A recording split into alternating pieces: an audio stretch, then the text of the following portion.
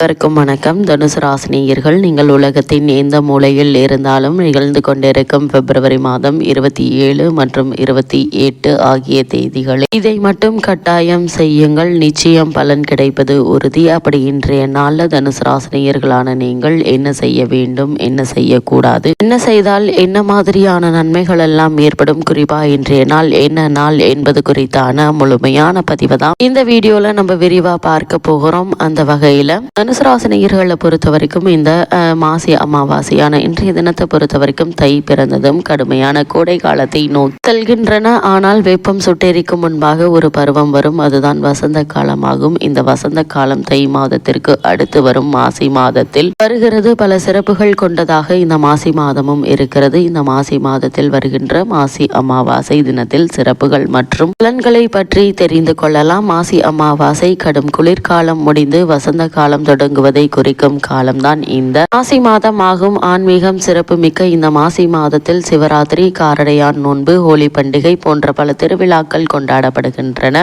மேலும் பல சிவன் மற்றும் பெருமாள் கோவில்களில் தீர்த்தவாரி விழாக்களும் நடத்தப்படுகின்றன. அப்படிப்பட்ட இந்த மாசி மாதத்தில் வரும் மாசி அமாவாசை தினமும் ஒரு முக்கியமான ஒரு தினமாக அமைகிறது. மாசி அமாவாசை தினத்தில் அதிகாலை எழுந்து குளித்து முடித்துவிட்டு உங்கள் ஊரில் உள்ள குளக்கரை மற்றும் ஆற்றங்கரைகளில் மறைந்த உங்களுடைய முன்னோர்களுக்கு திதி போன்றவற்றை தர வேண்டும். இந்த திதி சடங்குகளை முடித்த பின்பு தொழிலில் மற்றும் வியாபாரங்களில் ஈடுபடுபவர்கள் மாசி அமாவாசை தினத்தில் திருஷ்டி கழிக்க பூசணிக்காய், அதேபோல் தொழில் அல்லது வியாபாரம் செய்யும் இடங்களில் அதற்குரிய நேரத்தில் பூசணிக்காய் உடைக்க வேண்டும். இதை செய்வதால் தொடர்ந்து வரும் காலங்களில் தொழில் வியாபாரங்கள் நல்ல ஒரு லாபத்தை கொடுக்கும். வீண் செலவுகள் என்பது ஏற்படாது. தொழில் மற்றும் வியாபாரத்தில் நல்ல ஒரு முன்னேற்றம் ஏற்படும். அதேபோல் இந்த மாசி மாதத்தில் வரும் அமாவாசை தினத்தில் மறைந்த நமது முன்னோர்கள் மற்றும் சமீபத்தில் மறைந்த உறவினர்கள் போன்றவர்களுக்கு சேர்த்து தர்ப்பணம் தருவதால பித்ருலோகத்தில் இருக்கும் நம் முன்னோர்களின் ஆன்மாக்கள் நற்கதி அடைந்து நமக்கு அவர்களின் ஆசிகள் கிடைக்கும் என நம்புவதால